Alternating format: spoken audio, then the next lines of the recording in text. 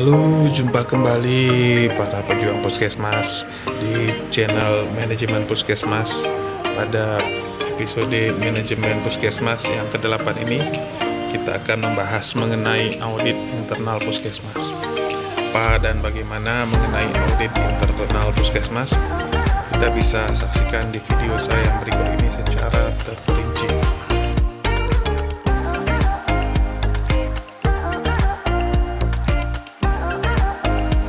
Sebelum kita lanjutkan, jangan lupa klik subscribe dan like apabila video ini bermanfaat untuk kemajuan channel dari Manajemen Puskesmas.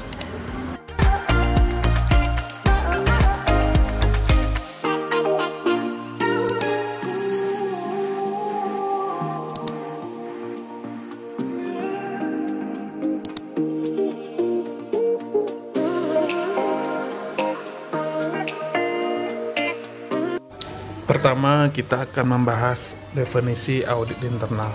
Apa itu audit internal?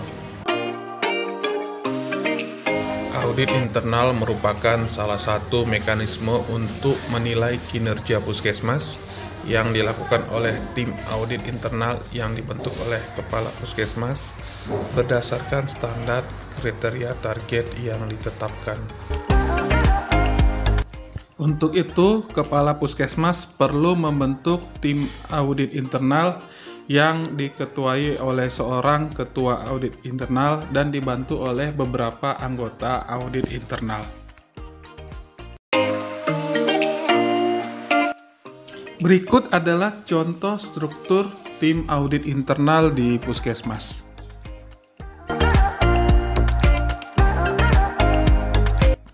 Tim audit internal tersebut ditetapkan oleh Kepala Puskesmas dengan memunculkan SK penetapan tim audit internal.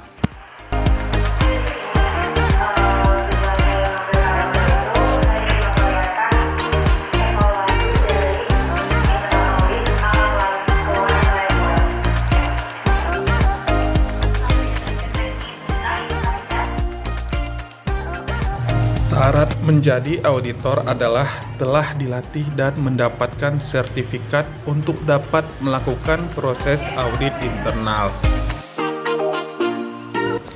Tujuan audit internal yaitu membantu menyelesaikan permasalahan organisasi, terutama ditinjau dari perspektif mutu dan kepuasan pelanggan, dalam rangka meningkatkan kinerja organisasi secara umum.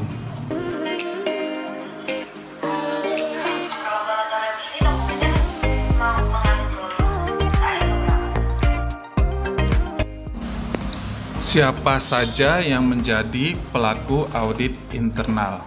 Jadi, audit internal dilakukan oleh dua pihak ya. Yang pertama itu auditor dan yang kedua itu auditi.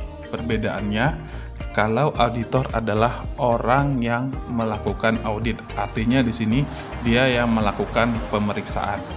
Sementara auditi adalah orang yang diperiksa atau orang yang diaudit. Apa saja langkah-langkah dalam pelaksanaan audit internal ISO 9001?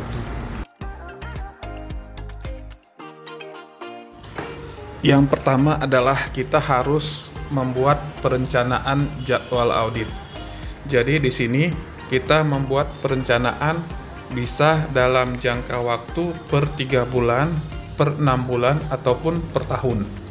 Jadi gunanya adalah bahwa jadwal audit ini itu untuk mengetahui kapan unit yang akan kita audit itu akan dilakukan audit.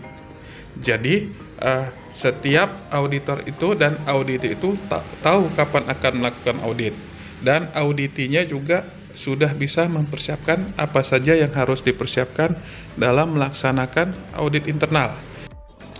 Di sini perlu diingat, audit internal adalah bukan sidak. Jadi bedanya audit dengan sidak adalah kalau audit itu terjadwal dan itu dipastikan sama-sama mengetahui kapan akan dilakukan antara auditor dan auditi. Sedangkan sidak itu tidak ada jadwal, tiba-tiba. Jadi di sini fungsinya Audit internal adalah untuk memeriksa sejauh mana proses mekanisme di suatu unit itu berjalan dengan baik dan mengevaluasi di mana ada permasalahan-permasalahan yang ada untuk diselesaikan secara bersama-sama dan dicari solusinya secara bersama-sama. Pemecahan masalah itu bisa diselesaikan pada saat berlangsungnya audit internal dan bisa saja di saat setelah terjadinya proses audit internal. Jadi itulah perbedaannya. Ini perlu diingat bahwa ini bukan sidak. Jadi di sini adalah bukan untuk mencari kesalahan dari audit, tapi untuk mencari sistem yang lebih baik mengenai kinerja dari suatu unit. Berikut adalah contoh dari jadwal audit internal yang ditulis dan didokumentasikan dengan baik.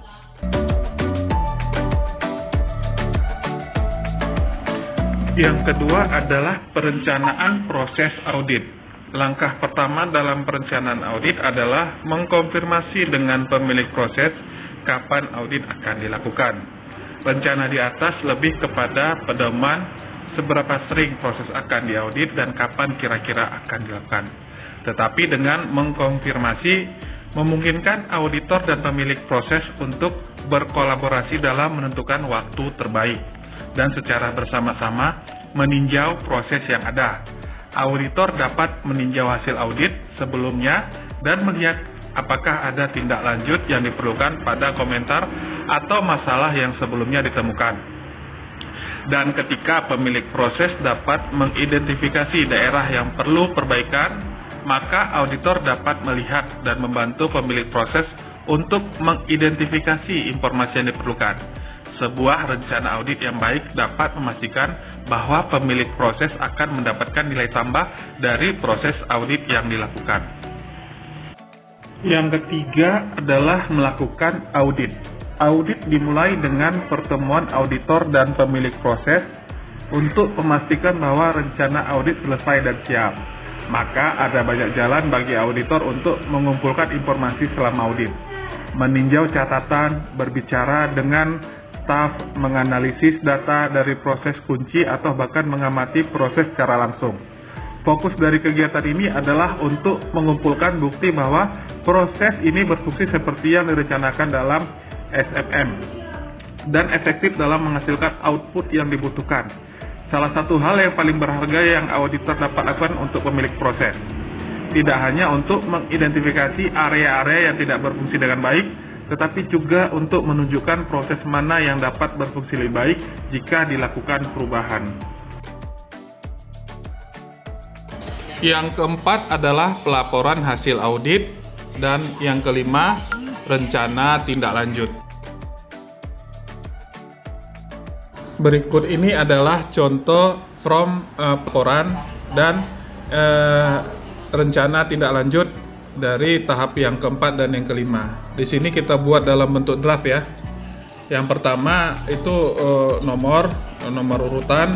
Kemudian di kolom kedua urutan uraian ketidaksesuaian, apa saja yang tidak sesuai dengan yang seharusnya. Biasanya kita sesuaikan dengan isi Permenkes.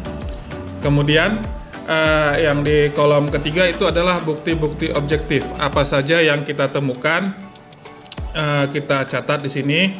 Kemudian kolom keempat, kesesuaian terhadap standar. Jadi di sini adalah maksudnya standarnya apa aja, parameternya misalnya Permenkes atau aturan-aturan, kebijakan-kebijakan dan sebagainya.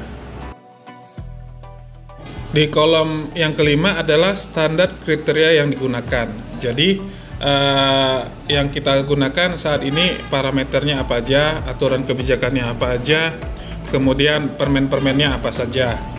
Di kolom berikutnya itu ada analisis. Di sini kita menganalisa antara temuan objektif dan ketidaksesuaian yang ditemukan sesuai dengan standar itu akan menimbulkan suatu masalah. Dalam menganalisis kita menggunakan biasanya prinsip 5W1H. What, why, how, who, dan yang terakhir adalah how. Apa, siapa, di mana, kapan, dan bagaimana. Di kolom berikutnya ada tindakan perbaikan. Jadi, apa saja rencana yang akan kita lakukan untuk mengatasi masalah tersebut dari yang kita analisis, apa yang mungkin bisa dilakukan dan disepakati. Kemudian di kolom berikutnya adalah tindakan pencegahan.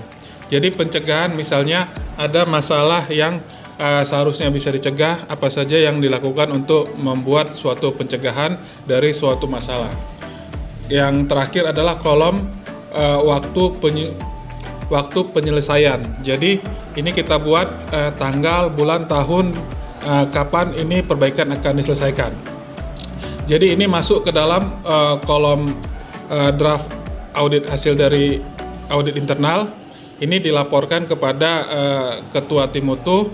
Nanti setelah tenggang waktu dari waktu penyelesaian sudah didapat, maka akan kita lakukan evaluasi kembali. Berarti di sini ada audit yang kedua. Minimal itu 3 bulan.